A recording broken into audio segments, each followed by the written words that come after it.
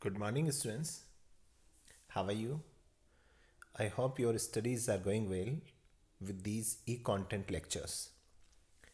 I am HP Shrimal, Assistant Professor of English, Government College, Mangalana. Today we are going to take up the next part of Meditations in Westminster Abbey by Joseph Edison.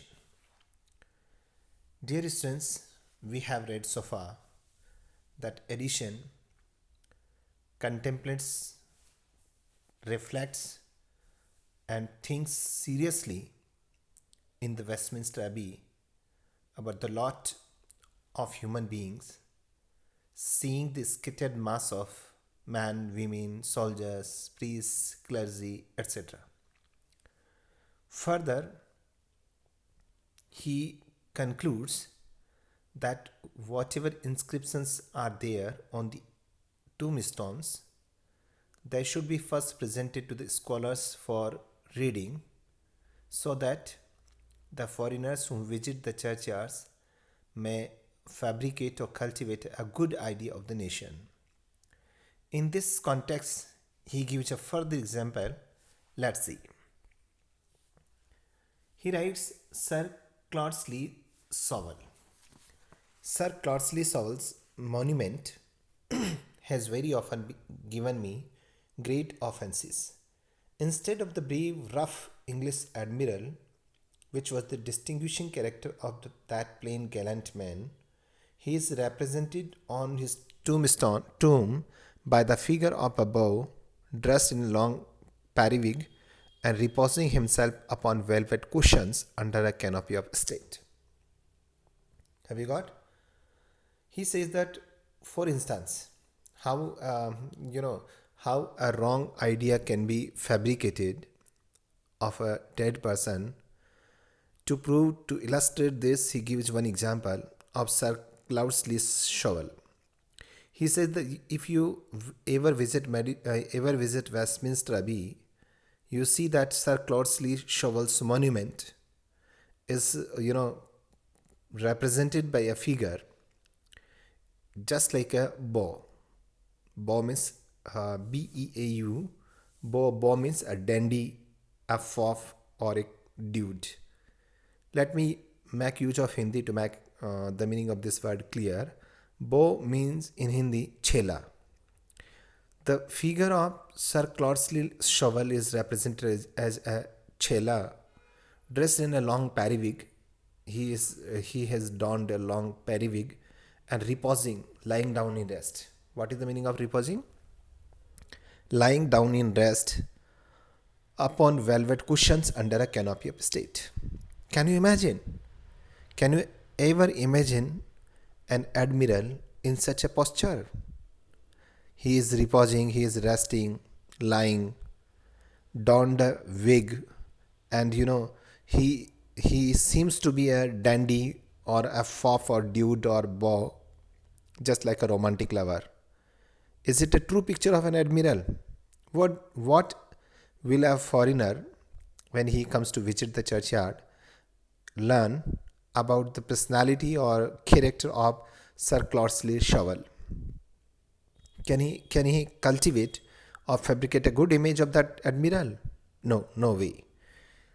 Dear students, let me show you the monument in which Cloudesley Shovel is represented as a bow.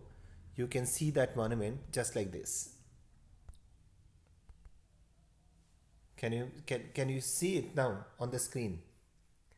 This is the monument of Sir Cloudesley Shovel. He is in a wig.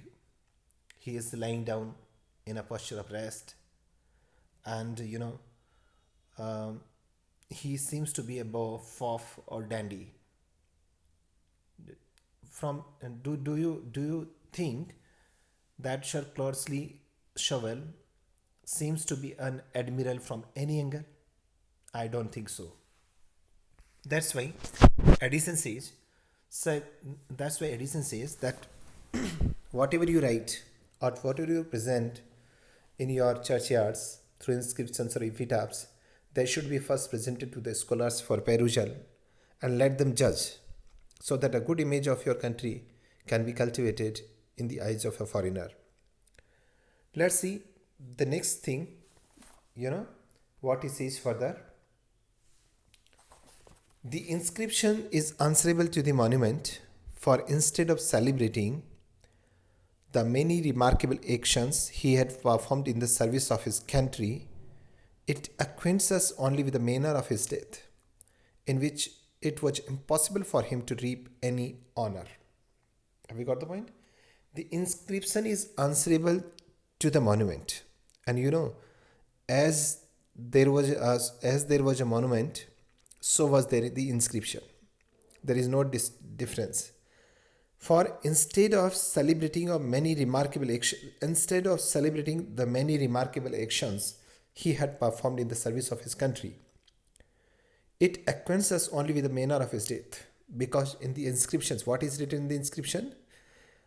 The inscription tells us only about the manner of his death. There is nothing to show about the bravery, courage, dare, fearsome personality of this admiral in the inscriptions, but the inscription merely tells the audience about the manner of his death. Can you imagine that a person can reap any honor from such an inscription? Can you feel any sort of honor when you come to know the manner of somebody's death? No, not at all. The manner of death can, evoke pity or sympathy, but it cannot evoke honor, respect. Honor or respect can be, evoked only by the deeds of that person. Had the inscription told about the deeds and the battles Sir Clotilde Soval fought valiantly, the audience would have been filled with deep honor for that admiral. Isn't that? Let's see. The Dutch, whom we are apt to despise for want of genius, show an infinitely greater taste of antiquity and politeness in their buildings and works of this nature, than what we meet within those of our country. The monuments of the admirals, which have been erected at the public expense, represent them like themselves and are adorned with rostral crowns and naval ornaments with beautiful festoons of seaweed, shells, and coral. Now see, he compares the English with the Dutch.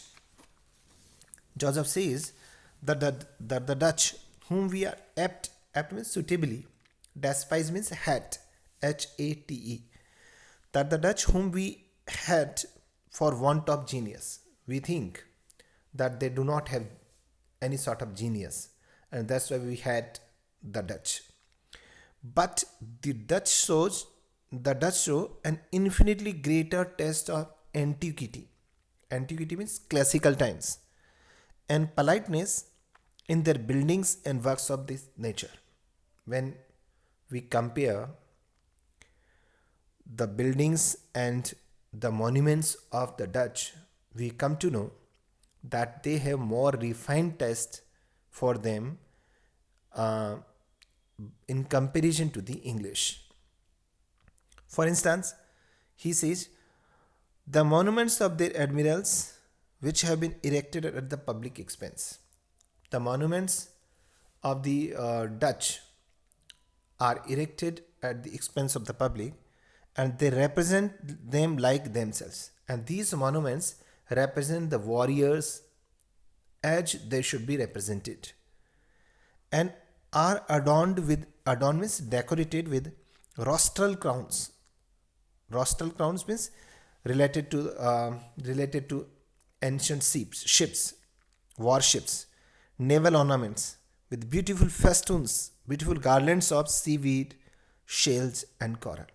A naval officer cannot be better decorated rather than rostral crowns, naval ornaments, seaweed, shells, and corals. And that's why he says, Joseph says that the Dutch have better tests than the English in this regard. Is that right? He compares that an English admiral is represented as a dandy, whereas the admirals of the Dutch are represented as they should be, and their monuments are decorated with rostral crowns, naval ornaments, seaweed, shells, and corals. Is that right? In the essay, Joseph further says that when I look upon the tombs of the great, every emotion of envy dies in me. When I read the epitaphs of the beautiful, every inordinate desire goes out. When I meet with the grief of parents upon a tombstone, my heart melts with compassion. When I see the tomb of the parents themselves, I consider the vanity of grieving for those whom we must quickly follow. Have you got the point? He says that to lament the death of anyone for Joseph is useless. Why? Because we lament the death of our dear and near one, and we lament because we have lost them. But why have we lost them? And where have we lost them? Because we are also to follow them to the same world where they have gone. Therefore, it's only a division for a certain time. After this certain time, we'll also follow them. We'll meet them in heaven, and there we will become together again. He says, when I look upon the tombs of the great, every emotion of envy dies in me. When I see that the great personalities, great people have died, the feeling of jealousy in me disappears. Why should there be any jealousy? And jealousy of the people who are great when they have died? It means all great persons, howsoever great he or she might be, will have to die. And therefore there is no need of envy. When I read the epitaphs of the beautiful, epitaphs means inscriptions on the tomb of the beautiful young ladies or young gentlemen, every inordinate desire goes out. Inordinate means ordinary, common. Every common desire goes out. When I meet with grief, the grief of parents upon a tombstone, when I see parents grieving on a tombstone upon a tombstone of their beloved ones, my heart melts with compassion. My heart is filled with pity and sympathy. When I see the tombs of the parents themselves, and after a while, when I see the tomb of the parents themselves, I consider the vanity of grieving for those whom we must quickly follow. I feel that it was useless to grieve for the people to whom we must follow very soon. Is it right? When I see kings lying by those who depose them, when I consider rival wits placed side by side, are you getting my point? Or the holy men that divided the world with their contests and disputes, I reflect with sorrow and astonishment on the little competitions, factions, and debates of mankind. When I read the several dates of the tombs of some that died yesterday and some 600 years ago, I consider that great day when we shall all of us be contemporaries and make up our appearance together. Let's see. When I see kings lying by those who depose them, when I see the tombs of the kings lying by those, when I see kings lying by those who depose them, when I see that the kings are lying by the side of the people who overthrown or dethroned them, I feel that there is, I feel that the rivalry between the kings, between the royal class, among the royal class is useless. Because after death, they both lie side by side. Isn't that? That's why he says, when I see kings lying by those who depose them, when I consider rival wits placed side by side, and when I consider on the fate of the wits who competed against each other side by side, I feel that such rivalry was useless because death levels them.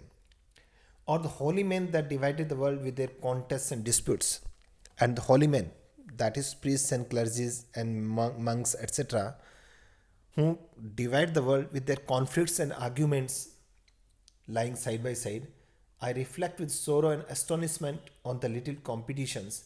I reflect, I meditate with sorrow and astonishment on the little competitions, factions, and debates of mankind. Then I consider and then I feel the vanity of competitions, factions, and debates of mankind. I feel that the competitions, debates, and factions of mankind are useless. When I read these several dates of the tombs of some that died yesterday and some 600 years ago, and when I see the dates on the tombstones, someone who died yesterday and some other person who died 6 or 7 or 800 years ago, but after death they are brought together. Have you got the point? I consider that the great day means the day of judgment. I believe that the day of judgment, when we shall all of us be contemporaries. On the day of judgment, we will all be contemporaries, whether we died yesterday or whether we died 600 years ago. And that's why when we become contemporaries and we make our appearance together, that is to say, we live together in the paradise or in heaven. This is all about the AC Meditations in Westminster Abbey by Joseph Edition. Thank you. Keep on your reading. Keep on your reading. We'll take up the next topic tomorrow.